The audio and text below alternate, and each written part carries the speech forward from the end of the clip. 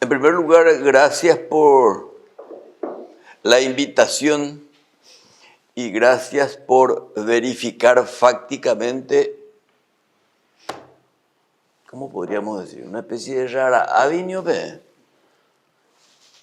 Hoy día, esta preocupación que tienen ustedes debería ser el menú cotidiano de esa clase política. Yo suelo decir, hasta hoy no me ha demostrado nadie lo contrario, que en el Paraguay no hay Estado. Lo que hay, aparatos de Estado.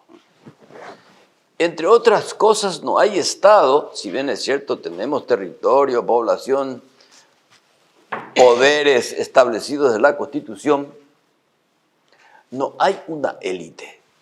No hay esa clase política que es un eufemismo o es un obsequio del lenguaje para la realidad de nuestro país. Hay políticos, no una clase política.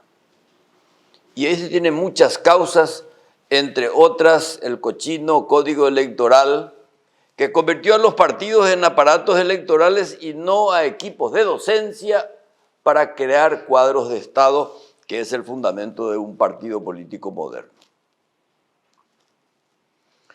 Y entre otras cosas, por la ausencia de esa élite.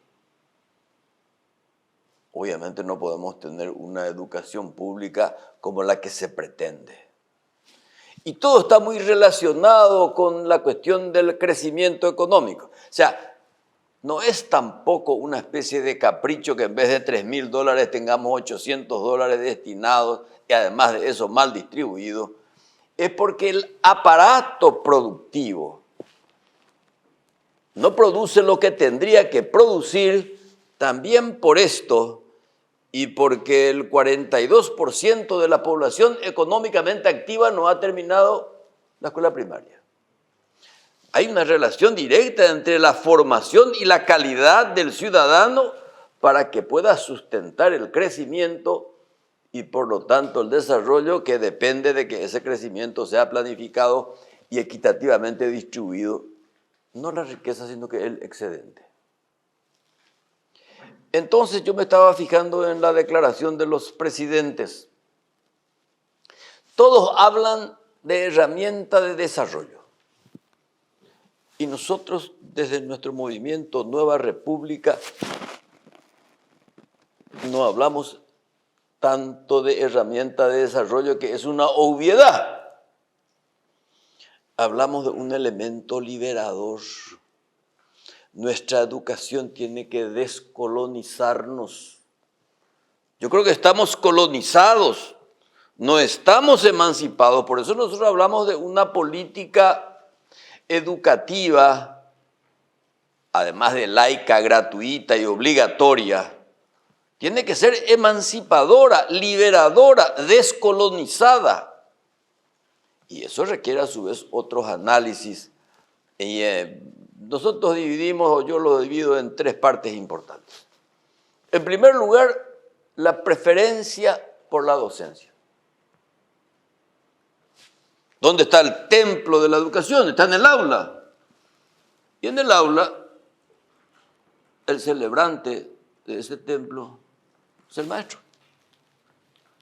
Y el niño o la niña es el destinatario de esa cabeza que tiene que estar organizada, por lo que ahí está descrito. Los maestros no están muy bien preparados. Hoy día se habla de que cada maestra nuevecita o nuevecito tiene que tener no un maestro sombra como tiene un discapacitado, sino que tiene que tener la asistencia de docentes más capacitados para que haya una polea de transmisión entre la veteranía educativa y los quienes se inician. O sea, en primer lugar es preferencia por la docencia. Y aquí es importante, mucha gente dice, todos los gastos se dedican al salario. Si el maestro no tiene un salario digno, no va a enseñar. Todo el mundo habla de Finlandia, que pega que amor. Ramón Indalecio Cardoso en los años 30 ya hablaba de la dignificación salarial del maestro. Como el mimado del Estado, decía Ramón Indalecio Cardoso. El mimado del Estado quiere decir que darle sobre todo seguridad social. Cuando eso no existía el IPS, pero ya Ramón Indalecio Cardoso destinaba en su concepción de Estado social de derecho una protección social al maestro. Y esto no es una cuestión autoritaria ni cosa por el estilo. Yo creo que el Estado no puede renunciar, mi concepción, el Estado no puede renunciar a su gestión intransferible, porque el concepto social de derecho es optar por los más vulnerados, por los más desfavorecidos. Pero ese es un concepto discriminatorio. El Estado social de derecho le obliga al Estado también a preferir, proteger, mimar al que efectivamente está amueblando el cerebro de los futuros ciudadanos. En Cuba y en Finlandia, en Islandia y en Nueva Zelanda, todos coinciden que el éxito de un Estado con proyección está en el diagnóstico precoz del embarazo. ¿Qué quiere decir eso? Que el Estado, desde el momento que un ser está concebido, ahí tiene que estar toda su protección. Por eso es que la niñez y la adolescencia son finalmente con el docente los preferidos del Estado social de derecho. ¿Cómo yo le voy a educar eficientemente al hijo de Patricia si este chico está mal alimentado internamente? Ustedes saben que los primeros 100 o 1000 días de la criatura, ahí está todo organizado, después ya es imposible corregirlos. De la misma manera que aquel chico que en su casa aprende a hablar mal, nunca va a hablar bien. Ahí en el catre, en la cuna, en la hamaca. Voy a sacar la o la niñera. Si habla mal es porque ha adquirido, o en todo caso, si llega a hablar bien, le cuesta el triple. Entonces, el docente es el primer protegido que tiene que estar entrenado, preparado, vigilado. Ayer me encontraba con una pedagoga que tiene 49 años y ya está jubilada. Y de provecho está ya ves, a los 50 años es una mujer que está transmitiendo toda una sabiduría que ese maestro o maestra Nobel de 20, 22 años o 24 debería recibir la transmisión de esa docente. Y el hombre de Estado, el político, esto tiene que entender. Acá todo el mundo se preocupa, y yo también, de cómo voy a renegociar o negociar la deuda de 14.000 millones de dólares que nos dejó la pandemia, que es la tercera guerra del Paraguay. Salud, educación, suenan como frases huecas. Yo no sé, y estuve en varios gobiernos y, bueno, el Consejo de Estado no existe en nuestro país. Consejo de Ministros, no, yo asistí 2 veces. Y en ese Consejo de Ministros el laicismo brilló por ausencia porque teníamos que reunir y rezamos antes. O sea, hay imprecisión conceptual en eso que ustedes generosamente llaman la clase política. Yo no puedo dedicarme a la política y a la política educativa en particular si no me rodeo de los que más saben. Ricardo Lagos era ministro de Obras Públicas y después fue ministro de Educación en Chile. Y le dije, pero usted no sabe cómo se hace un puente ni cómo se hace una ruta. ¿Cómo va a ser eficiente usted como ministro? Un error que le hayan... ¿Por qué no viene un ingeniero en su reemplazo en el Ministerio de Obras Públicas? Y él dice, ¿cierto?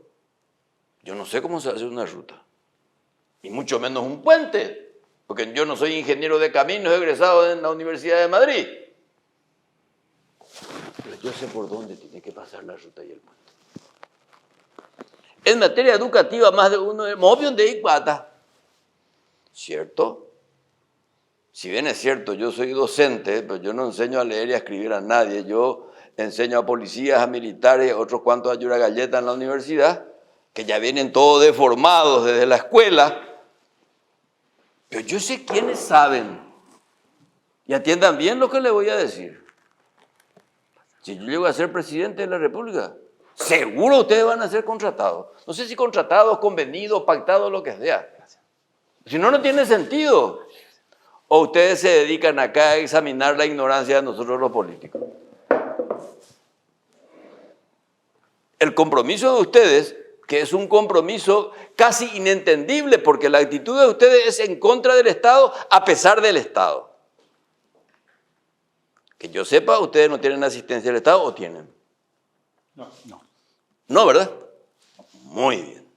Entonces, nosotros proponemos un nuevo pacto social. Y mucha gente cree que el pacto social o el pacto político pasa por la reforma de la Constitución para que algunos, enamorados de la perpetuidad del ejercicio del poder, quieran reelegirse, como si la Constitución pasara por la reelección. Eso es como un supositorio de la Constitución, la parte esa de la reelección. No. Yo creo que la reforma constitucional, entre otras cosas, tiene que venir como consecuencia de un pacto político, social, económico en que entren todos. Solo poner casi de manera reiterativa, y ya me escuchó muchas veces hasta el aburrimiento en la radio. ¿Por qué nosotros no somos capaces de tener los pactos de la Moncloa? Algunos en su ignorancia dicen el pacto de la Moncloa. No es el pacto, varios pactos. Porque se reunieron con el mundo tributario, se reunió con el mundo de los partidos, con el mundo de las iglesias, con el mundo de las relaciones internacionales, porque en los pactos de la Moncloa figuraba la incorporación de España a Europa. Bueno, nosotros queremos hacer, y eso forma parte de la asignatura de la transición, la primera de todas. Yo me especialicé en la transición. Mi tutor fue nada más y nada menos que Adolfo Suárez, que algo sabe de transición. Nadie me hizo ni puto caso. Y ahora que quiero ser presidente, voy a tener que ejecutar la última asignatura que debió haber sido la primera, que es la de los pactos políticos, entre los que forman parte fundamental la educación. Gregorio Peces Barba, uno de los padres de la Constitución española, era básicamente un educador. Y él decía, si España quiere salirse del atraso y si se quiere integrar a Europa, el único camino, no dijo la educación, la cultura. La cultura. Por eso, en primer lugar, la importancia al docente. Después a la infraestructura, que he visto que el aula, o la escuela, o el colegio, tiene que tener la suficiente comodidad funcional que tiene que estudiarse científicamente, con arquitectos que entiendan no solamente la administración del espacio, sino que ese espacio cómo puede favorecer al educando y al educador. La infraestructura, y aquí hago un pequeño comentario, eso no tiene que estar a cargo del Ministerio de Educación ni del Ministro de Educación. Porque ahí está el cohecho, ahí está el favoritismo con los proveedores del Estado. La escuela la tiene que ejecutar el Ministerio de Infraestructura, que lo pienso crear igual que el Ministerio de Minas y Energía, que no puede depender como una especie de subsecretaría, como una especie de prótesis del Ministerio de Obras Públicas. La infraestructura que tiene que tener la suficiente comodidad y funcionamiento. Y repito, de esto hablaba Ramón Indalecio Cardoso, y me acuerdo cuando yo tenía 6 años y vine del Chaco y no hablaba castellano, las aulas tenían el nombre de alguien. Y mi aula de preescolar, me acuerdo que nos obligaban a llevar una sillita porque no había infraestructura. Entonces llevamos para nuestra sillita. Me subí en la línea 10 con mi mamá, me tiró en la escuela, me quedé con mi sillita y decía ahí, bueno, un par de meses después, porque yo no sabía leer, decía Pestalozzi. Madre, Pestalozzi. Le pregunté ya a mi maestra quién era Pestalozzi. Cállese, niño. Después. Tuve que recurrir después a mi hermana mayor, que esto lo otro, entonces buscamos en el diccionario, que no existía cuando eso Google. Bueno, era un pedagogo que hablaba de la necesidad y la importancia de la comodidad. La mayoría de los bancos, los pupitres, eran incómodos. Es cierto, había una relación psicoanalítica con tu compañera o tu compañero de banco. Pero era lo más antifuncional, aunque era cómodo porque podías escribir acá. Más complejo, ese que está al costado ahí, que te volvió medio chueco después, ¿verdad? Tener problemas renales, tener problemas en la columna. O sea, debe estudiarse la infraestructura con criterios anatómicos, se dice cuando vos tenés que sentirte más como en una silla. Anatómico, ¿no? Muy bien. Bueno. Para que te sientas cómodo.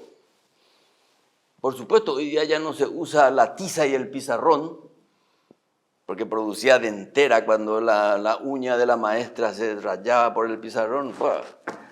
El pizarrón antes era negro, después se convirtió en verde. Hoy hay mucho adelanto. Hoy día con la tecnología se pueden obtener muchas otras cosas. Infraestructura, muy importante. Pero no tiene que estar a cargo del Ministerio de Educación, tiene que estar a cargo del Ministerio de Infraestructura, que tiene que contratar técnicos. Finalmente, la ciencia no nos afilia, la ciencia se contrata. ¿Ok? Y lo más importante para nosotros es la conexión con la cultura. No podemos nosotros tener una política educativa desconectada de la cultura. Porque nosotros hemos perdido identidad nacional.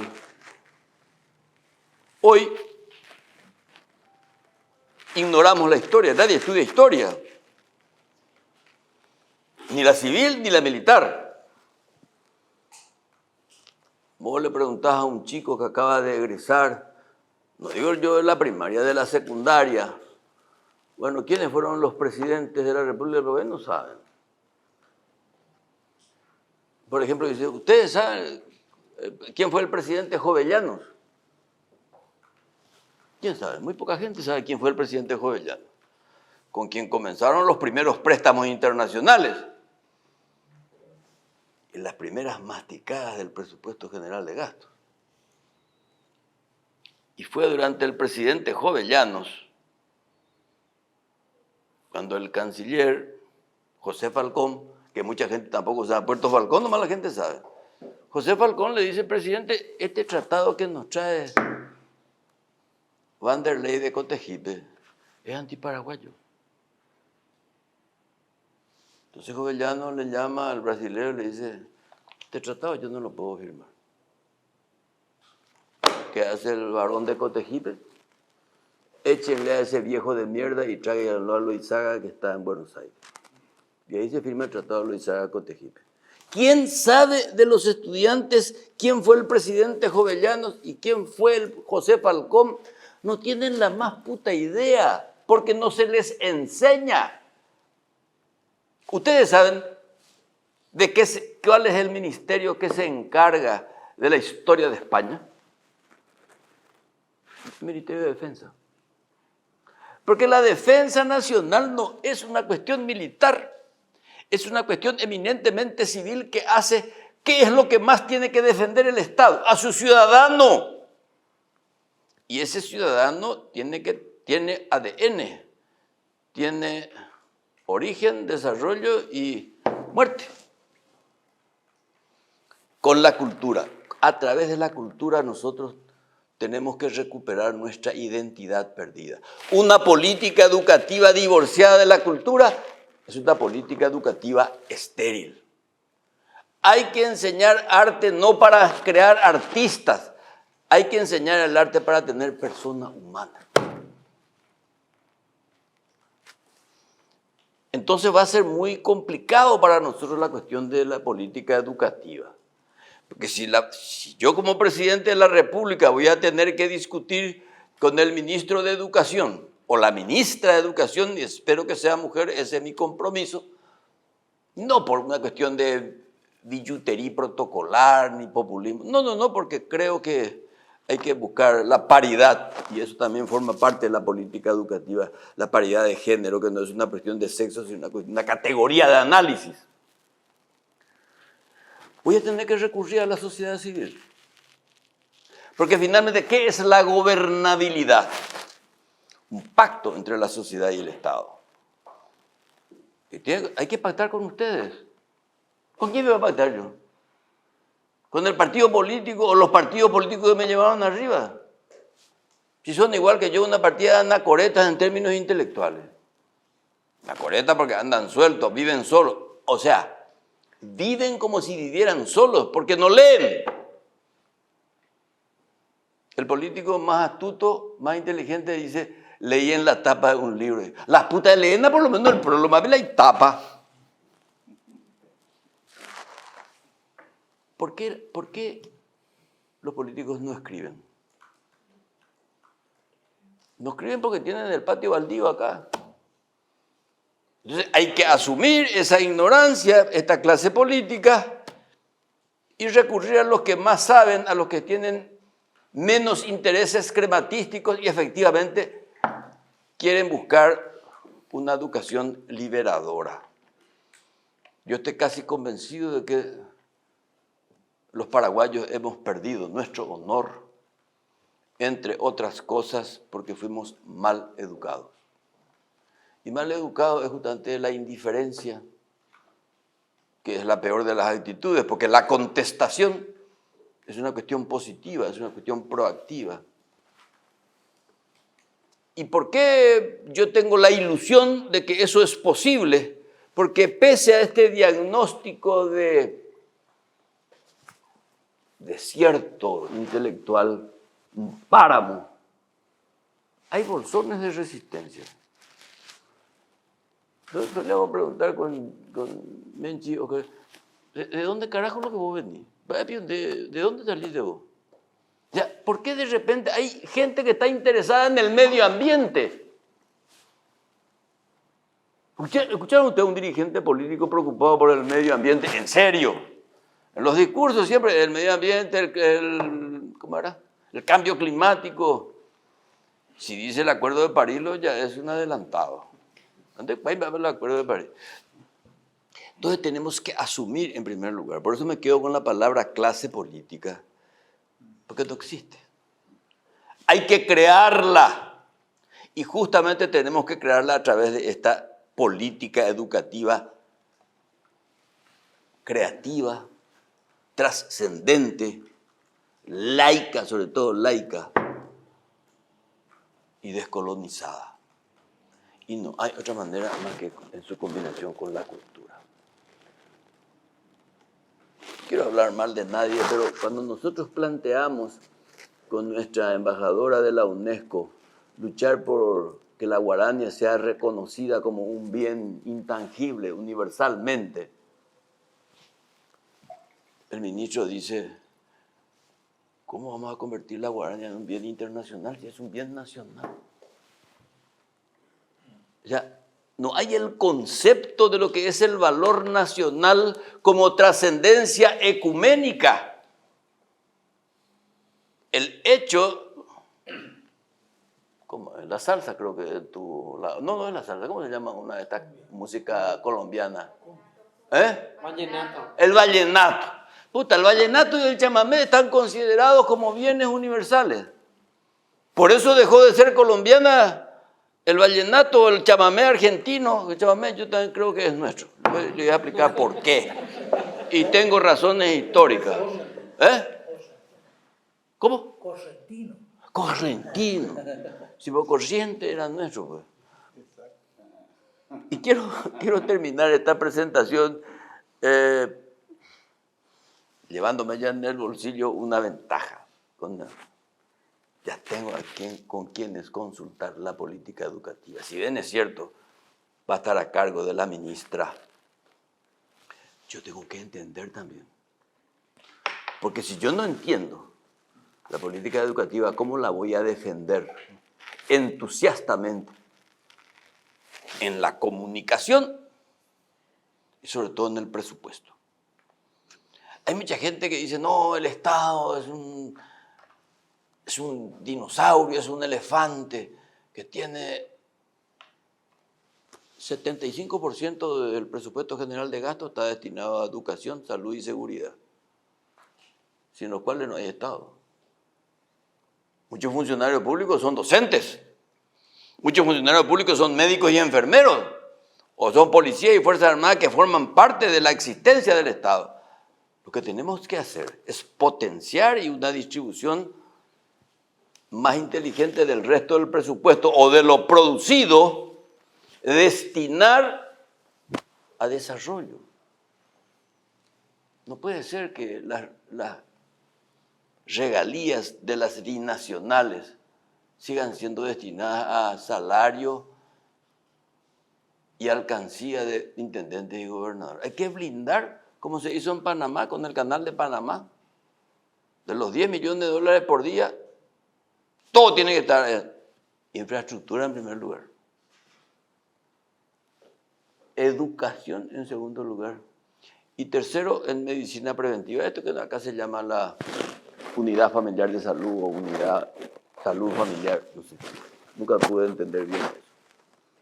Entonces yo me quiero comprometer a eso, darle importancia paralelamente al crecimiento económico a la cuestión educativa. Y voy a ser muy pelotudo para decir, ¿sabes que en 5 años más arreglar? No.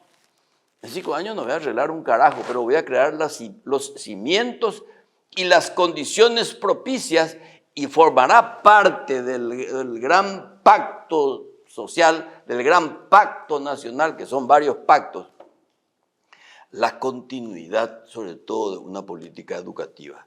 Si el señor Yan, que me va a suceder a mí en la presidencia y es de un signo contrario, de un pensamiento contrario, de creencias diferentes, él tiene que estar comprometido a que esto que decidimos entre todos continúe. O si no, no vamos a tener lo que los presidentes decían, herramientas de desarrollo. Pero antes que herramienta de desarrollo, la educación tiene que ser una herramienta de independencia. Porque nosotros no somos independientes. Nosotros seguimos educativa y culturalmente dependientes. Por lo tanto, estamos en contra de nuestro origen, que es libertario, que es comunero, que es laico, y que la educación fue gratuita. Yo que crecí en un estado dictatorial, yo nunca pagué un peso por estar en la escuela y por estar en la universidad. Contradictorio, ¿verdad? Yo no pagué un céntimo. Los 7 años que estuve en la escuela Federico Chávez, ahí de un arrabal de Tacumbú, no gasté ni un grano. Claro, tenía alguna que otra asistencia, la famosa leche Carita, que era una mierda, no se podía tomar. Tenemos que volver a darle, sin embargo, a esa misma educación libre, gratuita, laicismo y sobre todo equidistancia de cualquier tipo de fanatismo. Entonces sí podemos decir que somos un país libre e igualitario. Bueno, gracias. Queremos abrir un espacio de intercambio.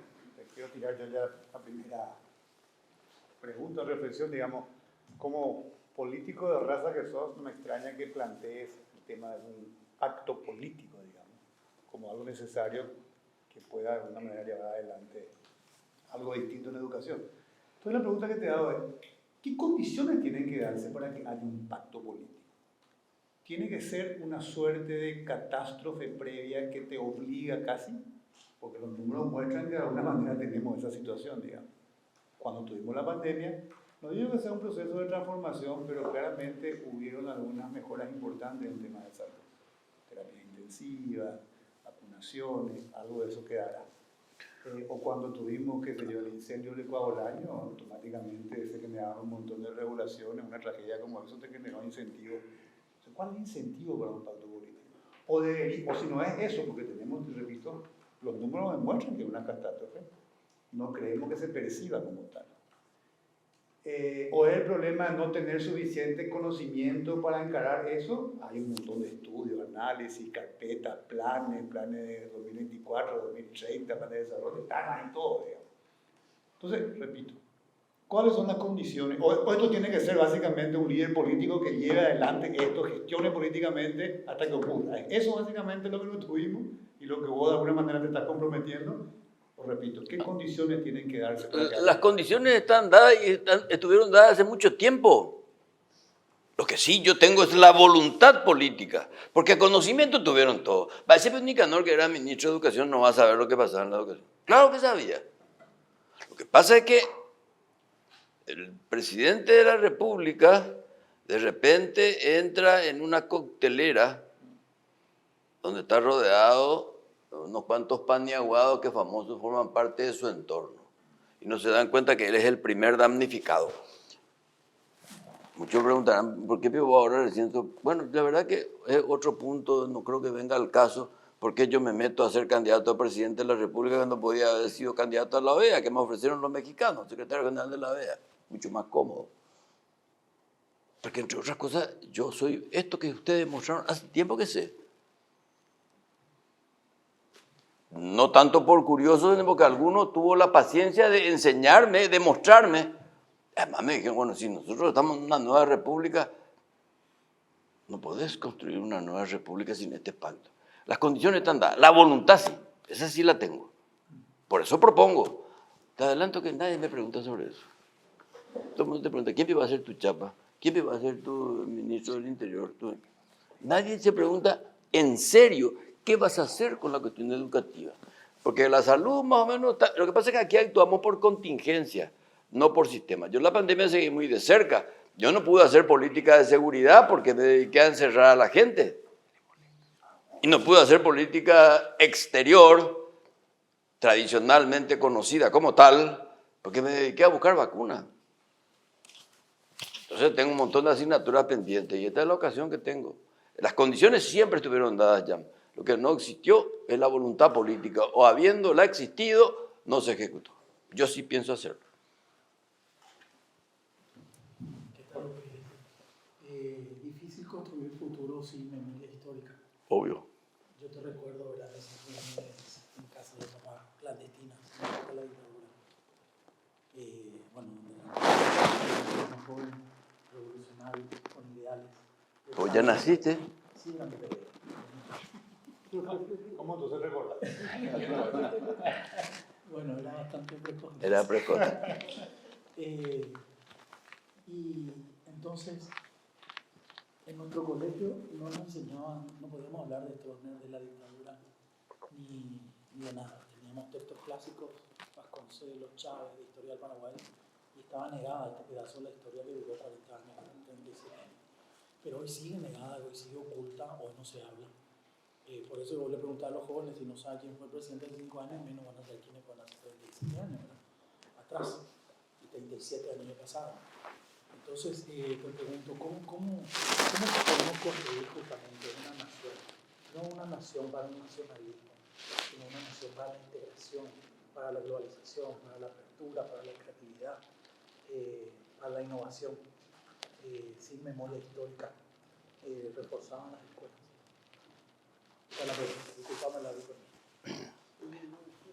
No sé si te diste cuenta que yo insisto mucho en que en la escuela, en lo que se enseña historia, justamente para ir construyendo una sociedad que la vamos a ver en los próximos 20 años. La vamos a ver en el 2028. Vamos a verlo en el 2035, 2040.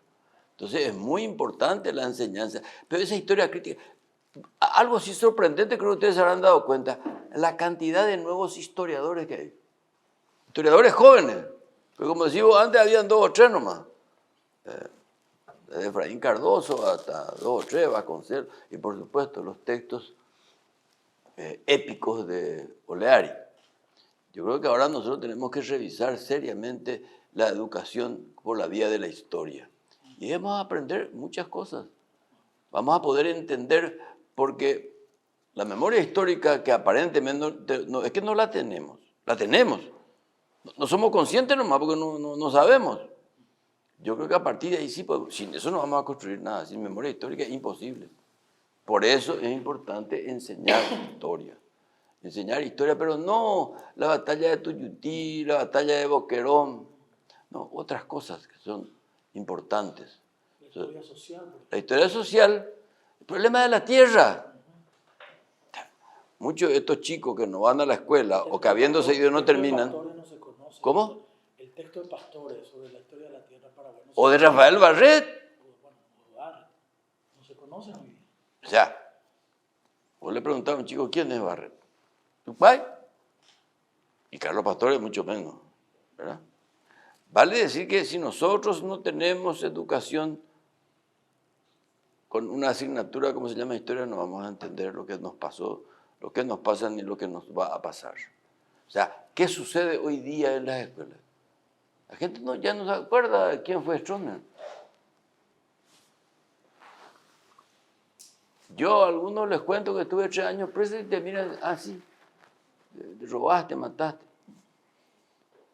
Me cuesta explicar eso, porque yo no quiero victimizarme ni ser un industrial de los derechos humanos, pero creo que hay algunas asignaturas que tenemos que enseñar para que no se repita, no para fomentar el reto, sino todo lo contrario. Bueno, Euclides, hablando de pacto. ¿De qué? Hablando de pactos. El gobierno viene haciendo un esfuerzo muy importante en torno a lo que le denominan el transformación educativa, el proyecto Transformación Educativa, que fue un proyecto que ya nació en el gobierno anterior. Este gobierno le dio más énfasis, digamos. Y un proyecto que básicamente entre uno de sus objetivos tenía justamente consolidar un pacto por la educación para o sobre una hoja de ruta para los próximos 5 años. ¿Cuál es su opinión con respecto a ese proceso? ¿Cree que avanzó en función a ese pacto? Y en caso que usted ganaría, ¿usted implementaría esta hoja de ruta resultante de este proceso? Sí, yo creo que se avanzó y bastante. Pese al descrédito, porque acá pues todo tenés que desacreditar para que puedas ganar notoriedad. Este es el único país donde vos ganás notoriedad por la descalificación hacia el otro y no por tu propio talento. Yo creo que ese pacto, esa transformación educativa es un adelanto, pero tiene que perfeccionarse. Ahí tiene muchos flecos. Pero ese fleco no lo va a resolver el gobierno. Es a través de los debates. ¿Cuántos debates sobre esto hay? ¿Sobre transformación educativa? Bueno, se empezó a hacer, pero lo que pasa es que en es un muy foco selectivo. Determinado, en un foco determinado, que es el tema de la cuestión de género, que no sé qué cosa. Pero acá. Se quedó en eso. Sin embargo, me llamó la atención, yo me fui a la Universidad de Canindeyú. Y se habló de eso. A propósito de ese nacionalismo continental, porque yo me acuerdo que me fui el 20 de julio del año pasado, para analizar la nota del 20 de julio, que es una nota fantástica, donde se reivindica la independencia, donde se reivindica los límites del Paraguay, la libre navegabilidad de los ríos y la política de defensa común. La nota del 20 de julio es el origen del Mercosur realmente. Por eso es que estas cosas hay que divulgarlas. Y una de las grandes responsabilidades, además de infraestructura, preferencia por el docente, conexión con la cultura, es una gran capacidad de comunicación del gobierno. Los 3 últimos gobiernos se han aplazado en la comunicación. 0. Sicón, Mitico, como quieras llamarle, 0. Las cosas buenas no se publican. O si se publican mal. Y los errores luego no se asumen. En mi gobierno los errores serán asumidos. Y el presidente de la República tiene que estar en permanente comunicación con la gente. ¿Ustedes ven TV Cámara? No. ¿Vos? Porque sos un exótico. ¿Quién ve TV Cámara? ¿Ves? De vez en cuando. Yo también de vez en cuando miro.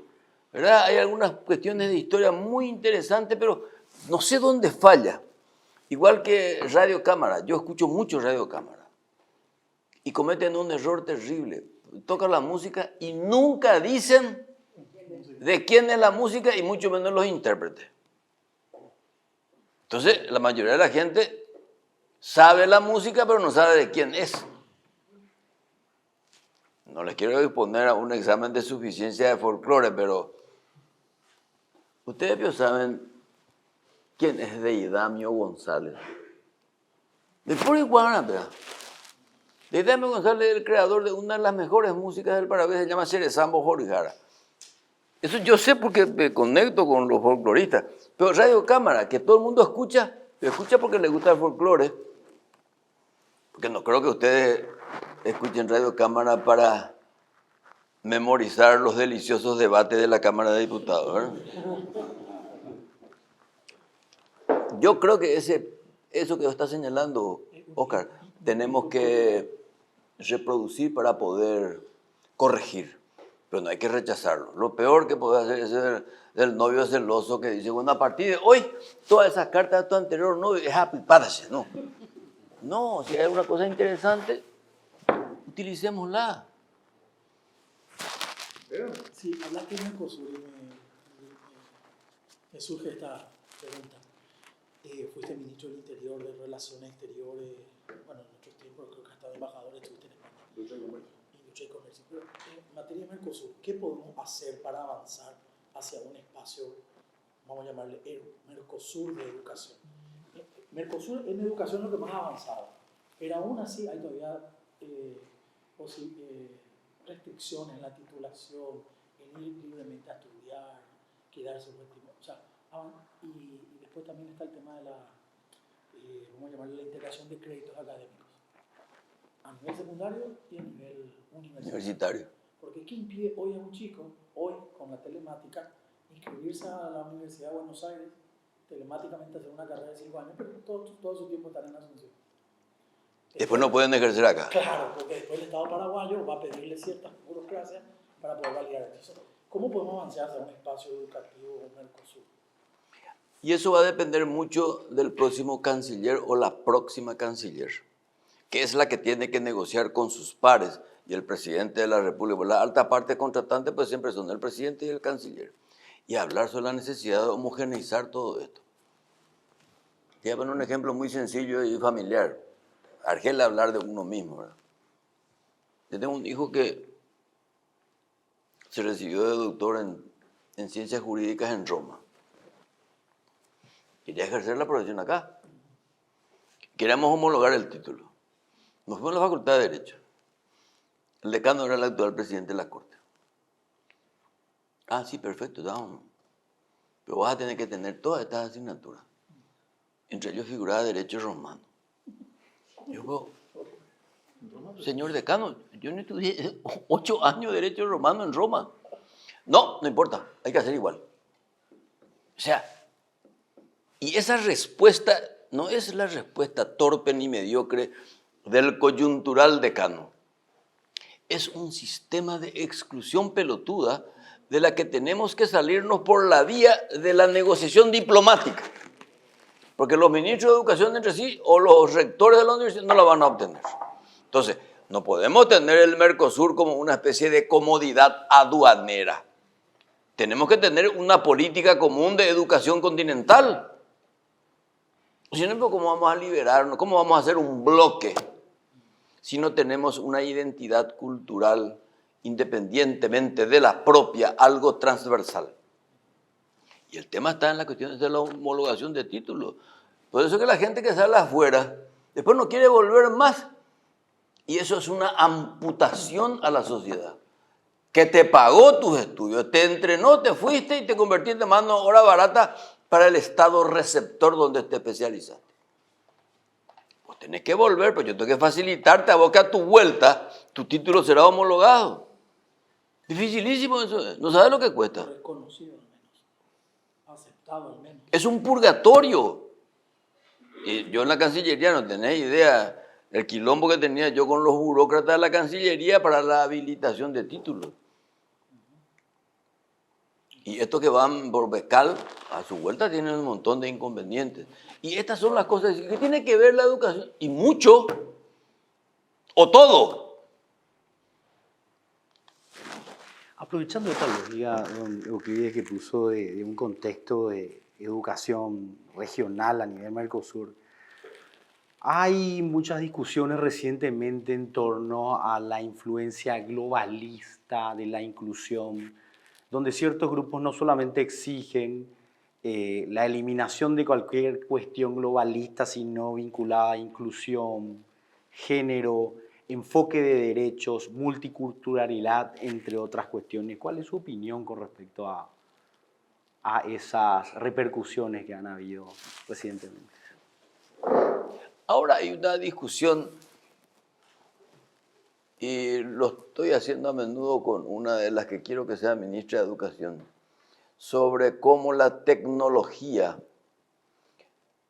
empieza a dañar identidades culturales.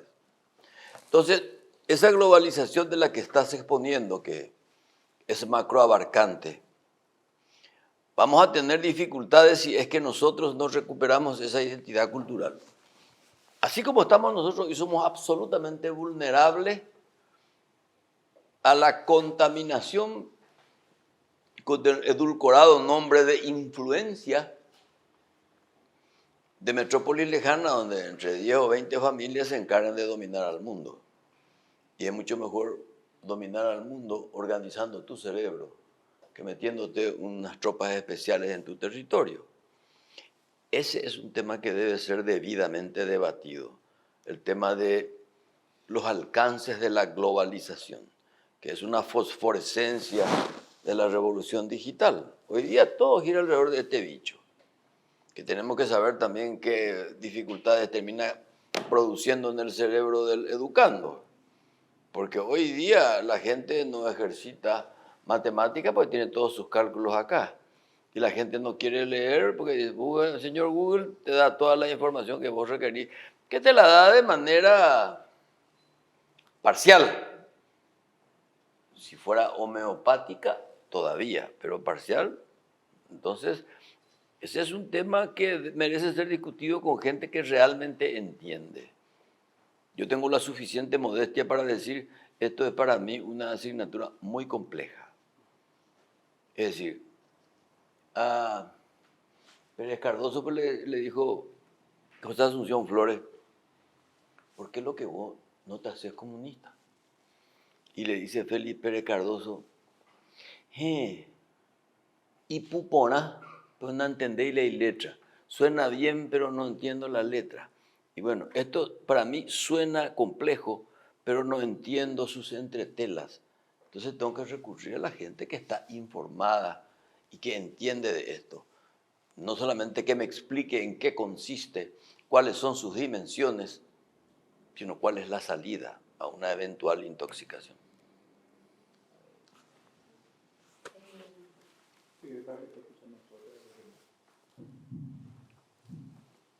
María José Galeano de Fundación ALDA. ¿Cómo? María José Galeano de Fundación ALDA. Alda. ALDA. Robinat. Sí, señor. Bueno, muy interesante toda su ponencia. Evidentemente es un maestro de la palabra y da gusto escucharle. De hecho, que hace años le vengo siguiendo en los espacios. Su experiencia, como lo dijo el señor Villar, en varios ministerios y en este momento que nos convoca educación. Y le pregunto específicamente sobre esos 6 jóvenes, adolescentes jóvenes que no terminan sus estudios.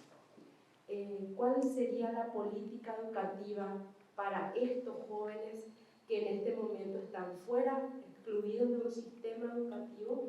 Y evidentemente que eso, usted sabe mejor que nadie, tiene efectos en una política de seguridad interna, todo esto que vamos viviendo, que si bien las familias pueden ponerse los mejores elementos de seguridad, pero afuera hay un problema social. Entonces, esa es mi consulta. Ustedes me habrán escuchado más de una vez que el eje central de mi programa de gobierno guarda relación con la seguridad, que no es la presencia policial en las calles, sino que es como concepto transversal. Luchar contra las causas del delito. o las causas de la delincuencia. Entre otras cosas están esto que señalas muy bien, la deserción escolar y la falta de empleo. La deserción escolar es una responsabilidad del Estado y en particular del Ministerio de Educación y de la Secretaría Técnica de Planificación, que debe tener un diagnóstico permanente, por no decir mensual, del número de deserción, del número de desempleo, del observatorio del Ministerio del Interior, la cantidad de delitos por mes, cantidad de delincuentes y cómo rehabilitarlos a esos que desertaron. Por ejemplo, a otro plano, pero la misma. Se le detiene a un microtraficante. Se lucha contra el microtráfico. Pero aquellos que fueron intoxicados y se volvieron adictos, creo que hay 1 o 2 institutos de rehabilitación. Entonces, no podés luchar contra el microtráfico y sus colateralidades si no tenés institutos de rehabilitación. Porque si no lo rehabilitas, el que tiene el cerebro luego ya quemado, el que lo tiene tostado todavía podés resolver. Bueno, el Ministerio de Educación tiene que tener un inventario de los desertores forzosos de la escolaridad. Eso tiene que ser una dirección puntual del Ministerio de Educación que yo no sé si tienen. Creo que no tienen la dirección de recuperación del desertor escolar. Porque, bueno, hay otras formas. Eso voy a estudiar a distancia, o voy a hacer el famoso curso rápido, que lo que busca realmente es la obtención del título y no el conocimiento. Ese es un tema que yo creo que hay que abordar, pero con un rigor científico. ¿Qué quiere decir rigor científico? Con datos concretos. Porque acá no se trata de poner una curita en el alma y que Juntos por la Educación hace una especie de sorteo de responsabilidad caritativa que se hace cargo de media docena de chicos que desertaron. Eso es responsabilidad del Estado, no de la sociedad civil, creo yo. Claro, a mí yo sufro una traición ideológica. Yo soy, no digo estatista, pero soy un defensor de las gestiones intransferibles del Estado, entre las que se encuentra esto que estamos señalando. Debo desconocer o debo reconocer mi ignorancia. Yo no sé cuánto hay de deserción escolar en términos puntuales y concretos, pero no ese desertor escolar que en vez de ser ingeniero termina ser ayudante albañil.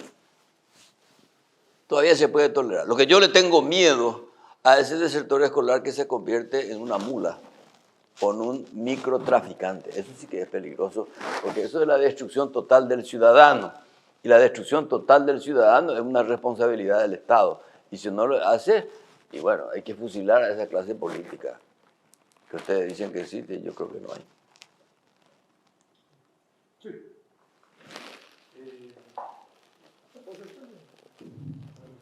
Pasar el micrófono porque el antifaz no...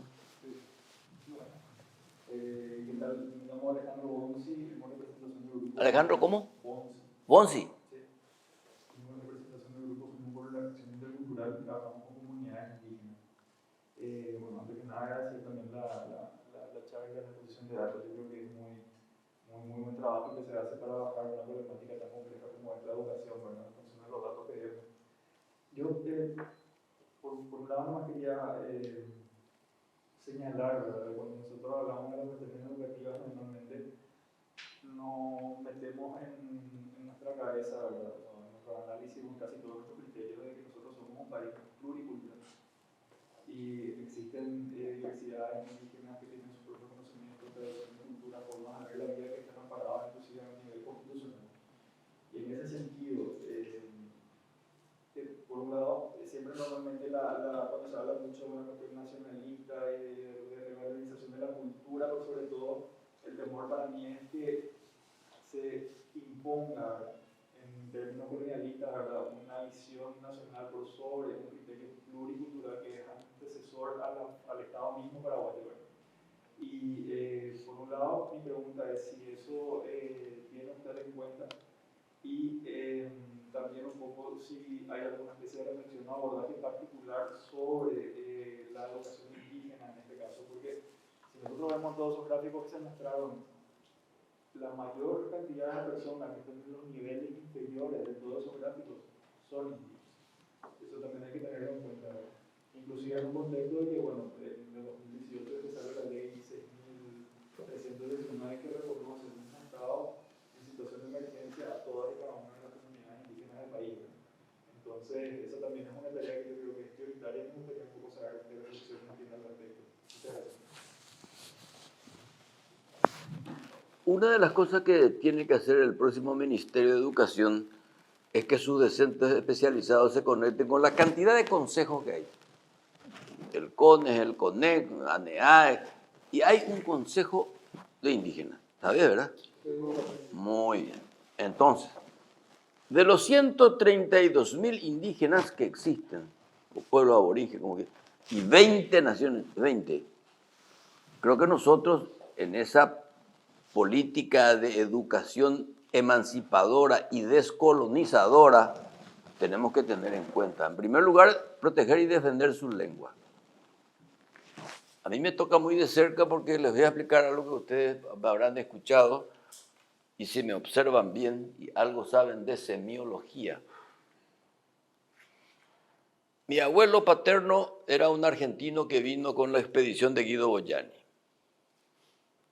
Se fue a Olimpo y antes de volver a Buenos Aires se casó con la que era mi abuela paterna, mitad chamacoco y mitad paraguayo, como dicen ellos. Yo tengo 12% de sangre ishir, a pesar de que hace poco me encontré con un compañero que va a ser candidato a senador, que es indígena. Le dije, yo si él era ishir, me mandó a la puta. Me dijo, ¿qué ishir? Nosotros somos chamacoco, me dijo. Ah, le dije, entonces vamos a entendernos, porque yo también estoy chamacoco. No podemos nosotros declararnos pluriculturales si no entendemos la connotación que eso tiene. Y en primer lugar está en la protección de la lengua. Porque si no hay protección de la lengua de los pueblos aborígenes, no lo vamos a poder alfabetizar en su lengua de origen. Entonces ese es un desafío porque no hay muchos especialistas en la materia. El ishir es un idioma que va a desaparecer en breve, porque la transmisión oral se reduce a su tribu y se reduce a un territorio que está allá hacia Bahía Negra y nada más. Entonces para nosotros es fundamental una política lingüística, para que podamos esa política lingüística incorporar a una política de educación pública. Por eso nosotros le decimos a los indígenas o a los pueblos aborígenes, ¿para qué lo que ustedes quieren seguir siendo destinatarios de objetivos de las ONGs antropológicas? Hagan política. Entonces tenemos un candidato a senador que es del pueblo aborigen. Nuestra candidata a diputada por Boquerón es una lideresa, o sea, una cacique. No sé por qué le llaman lideresa. Ahora pues le ponen todos unos nombres tuti a las cosas. Cacique no es otra cosa, es lideresa. Que es una compañera muy inteligente. Me temo que le va a derrotar a los menús ahí en Boquerón. Y ella entiende muy bien, me sorprende luego cuando dice, nosotros tenemos problemas estructurales ahí. Y te desarrolla. Yo creo que ese es un tema que también el Estado tiene que convocar a las instituciones u organismos no gubernamentales dedicados a eso. Porque son los que más saben y tienen la ventaja a veces del presupuesto propio. Y eso hay que pactar y hay que pactar. ¿Cuántos antropólogos hay en Paraguay? ¿Vos sabés cuántos antropólogos hay? No hay. Bueno, yo la única que conozco y es nuestra candidata a senadora es Marilyn Renfeld. Porque nosotros le damos importancia a la cuestión de... Forma parte de nuestra cultura. Si yo hablo de recuperar la identidad cultural, no es la identidad de la Triple Alianza ni de la Guerra del Chaco. Hablo de la identidad de nuestros orígenes.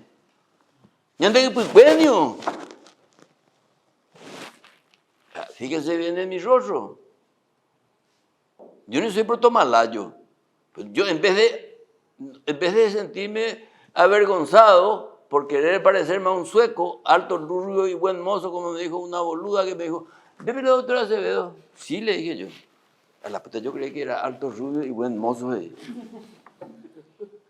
A mí me parece que la cuestión cultural es muy importante. Por eso te decía yo, docencia, infraestructura y cultura.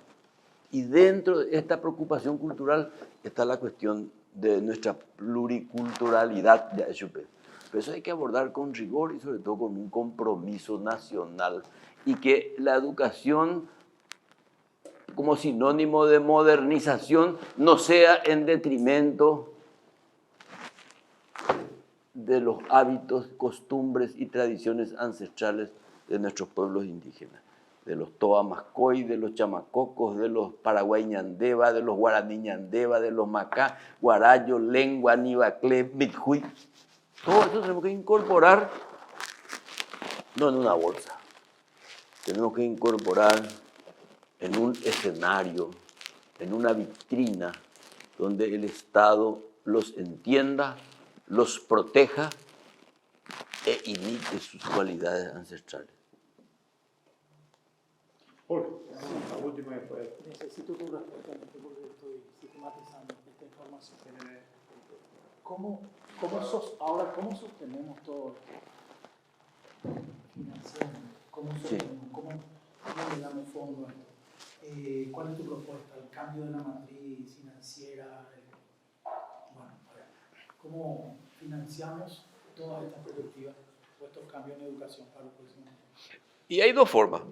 El Estado tiene dos formas de financiar su gestión pública. A través del tributo, que este es un país donde nadie paga impuestos, y el que paga no paga lo que debería pagar, y ese es un hermoso pretexto para aquel que debe pagar. Dice, ¿por qué veo si ella no paga, por qué voy a pagar yo? Uno, tributo. Lo otro es crédito internacional. Yo tengo un plan de renegociación de la deuda externa, que es una ingeniería financiera que lo quiero negociar con el BID, que es mi banco, es nuestro banco. Canje de deuda. Canje. Segundo, con la CAF. Está actual el presidente de la CAF, el colombiano Díaz Granado. Su cargo le debe a un chaqueño que trabajó de canciller. ¿Ok? Entonces yo le decía, che, muñeco, ayúdame, ¿no? Pero no a renegociar solamente mi deuda. Porque la renegociación de mi deuda supone paralelamente un plan de desarrollo y crecimiento. De los que tengo que blindar, como lo pienso hacer de Itaipú y Yacinetá, a propósito de esto. Porque suena muy bien la salud, la educación, prioridad. A la hora de la verdad es plata, reñe moíana. Y esta liberación educativa que están ustedes planteando y que yo coincido con ustedes, eso cuesta plata. Y ese 15% que sobra, que es para inversión, de eso no me voy a volver a sacar. Tengo que, digamos, de alguna manera balancear, y eso supone para mí persuadir también al Poder Legislativo. Por eso quiero tener también una cantidad suficiente de senadores y diputados que me den gobernabilidad. Y la gobernabilidad a la hora de la verdad es plata. ¿O cree que porque coincidimos en los principios el legislador va a ponerse de acuerdo con el Ejecutivo? ¡Hola! Es plata. Y la plata hay que saber explicarla y sobre todo decir, señores, la plata que ustedes me prestaron cada año, así lo he utilizado. Perdónenme, le diré a los parlamentarios, la plata que ustedes me dieron no la pude usar todo porque hice un yapiró grande, no supe hacerlo. El gobierno tiene que reconocer también sus errores, o si no, no vamos a poder entender la crisis de la representatividad. Son vicios del poder del que tiene que desprenderse aquel que quiere ejercer la función pública. El poder es transitorio y es ajeno, no es propio de uno. Entonces, esto que vos estás planteando va a suponer toda una ingeniería financiera. O sea, ahí voy a decir a los países amigos, che, deja de joder, no me dejes el abrazo que me lleva al paro respiratorio, dame una plata. O permitime entrar en tu mercado, porque solamente lo que yo vendo y exporto me viene como dinero. Nosotros somos un país comprador. No somos un país vendedor. Por eso que para mí el diplomático es un espía, es un agente comercial, es un agente educativo. Es un espía porque me tiene que traer información. Dónde vender y dónde comprar más barato. Y es un agente comercial porque tiene que negociar precios. Tiene que negociar mercado. Entonces, sí, habrá 2 o 3 ayurajopos a quien tenés que darle una embajada porque es mejor tenerlo afuera que adentro.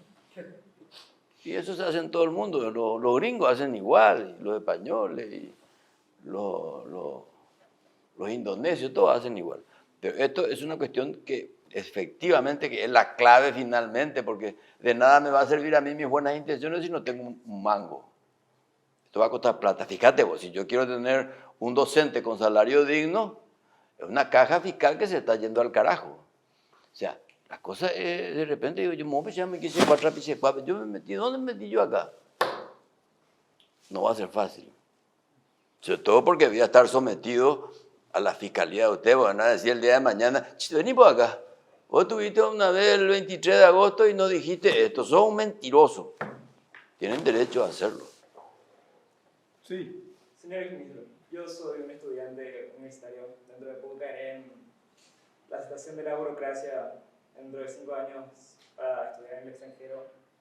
Y hace poco caí, al culminar en los estudios secundarios, caí en el problema de una educación dependiente y poco liberadora, poco conectada a nuestra esencia como paraguayos.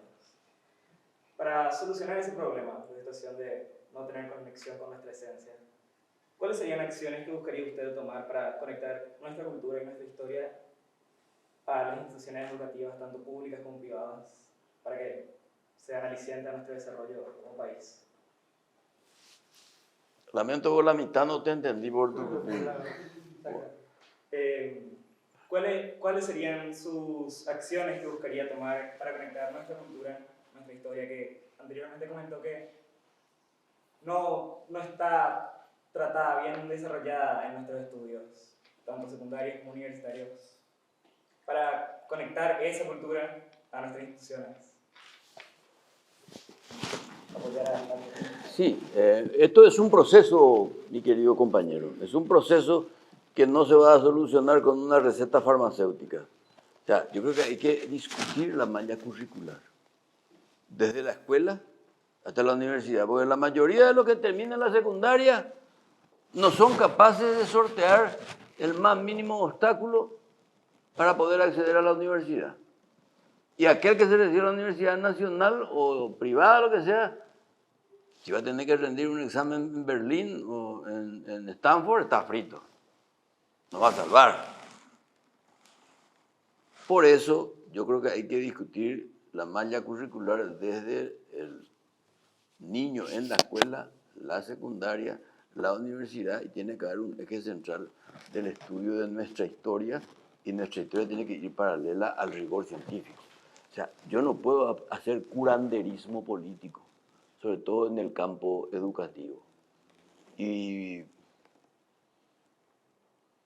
esa institución que se llama, o sea, organismo del Ministerio de Educación, que es la Dirección de Evaluación Permanente, eso tiene que estar trabajando día y noche para evaluar al docente y al estudiante. O sea, vos no podés llegar a terminar la secundaria y no sabés dónde ir. Ahí en la Cancillería, cada 6 meses hay un examen de incorporación para los que quieren hacer carrera diplomática. ¿Ustedes saben cuál es la asignatura donde más se aplazan? ¿Eh? No, eso todavía sería explicable.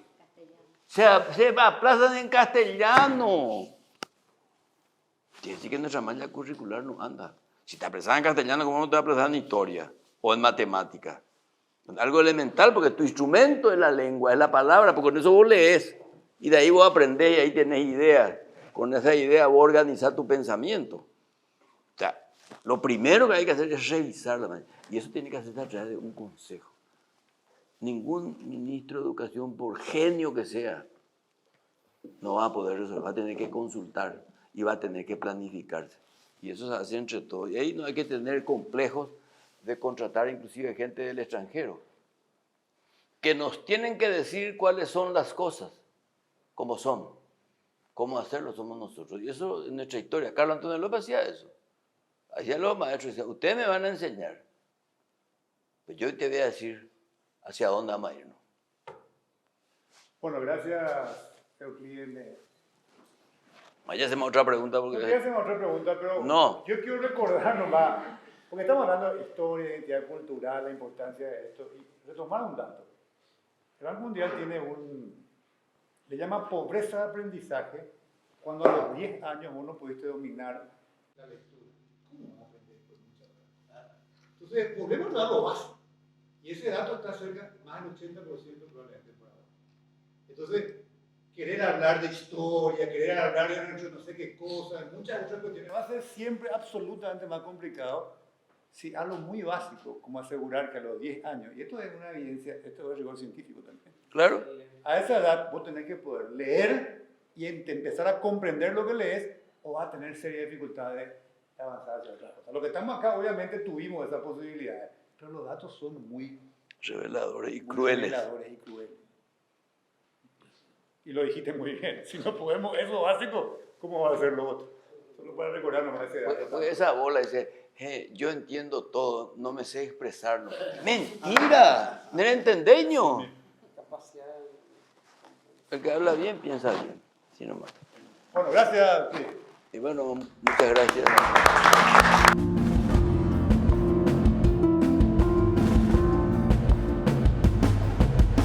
Con tu voto exigí una educación de calidad y que los discursos sean realidades. Una campaña de Juntos por la Educación, con el apoyo de la Unión Europea.